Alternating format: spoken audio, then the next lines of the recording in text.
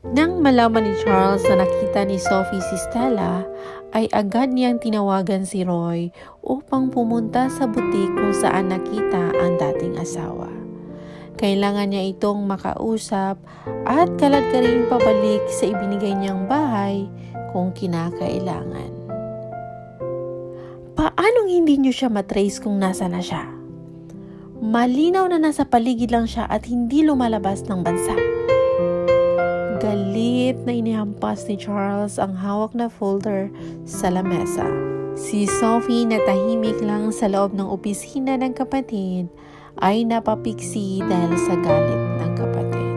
Sorry po sir, pero kahit ang record niya sa pagbili ng damit ay hindi available. Nakayok ang ulo ni Roy na kinakabahan. Muling napukpok ni Charles ang lamesa gamit naman ang kamao dahil sa galit.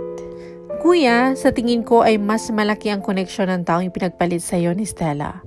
Marahil ay pinalitan niya rin ang pangalan niya upang itago sa pamilya ng pinagpalit sa iyo.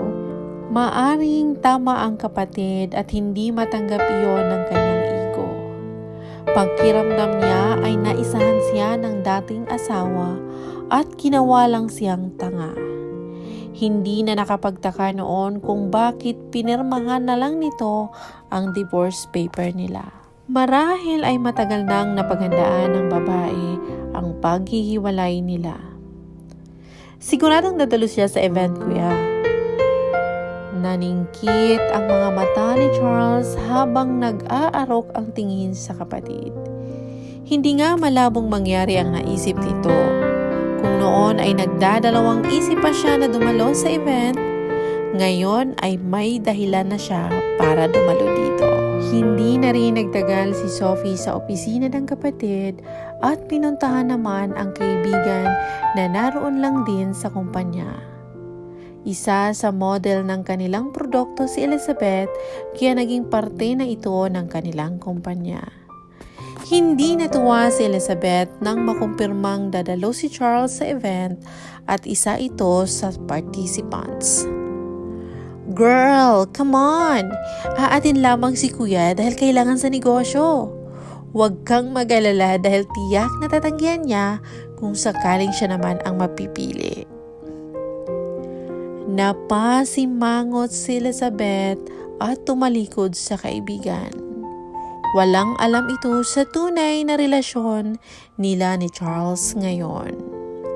Alright, aalis na ako at kailangan ko pang dalawin si Lolo, sabi ni Sophie. Hindi na sinagot ni Elizabeth ang kaibigan at hinayaan na itong lumabas sa kanilang opisina. Hindi rin siya nito sinasama sa pagdalaw nito sa abuelo. Nang wala ang kaibigan ay ang madrasta naman ito ang kanyang tinawagan. Stop overthinking. Mahal ka ni Charles at hindi pagpapalit dahil lamang mas mayaman yung babaeng yun. Who knows? Baka may kapansanan ng apo ng Don kaya hindi pinapakilala sa publiko. At siya pa mismo ang mamimili para sa apo. Diba? Pang-aalaw ni Magda kay Elizabeth mula sa kabilang linya. Napangiti si Elizabeth sa narinig. Nakapagtaka nga tinago ang isang bilyonaryong matanda ang apo. Mukhang ang walang kakayahan na magkaroon ng asawang apo kaya ginawa ito. Ayon nga sa haka-haka ay ginawa ito ng Don para sa kapakanan ng negosyo. Kaya nga marami ang dadalo lalo na ang mga bachelor na galing pa sa ibang bansa. Hangad ng mga ito ay ang mapamalaan ang kumpanya ng matanda.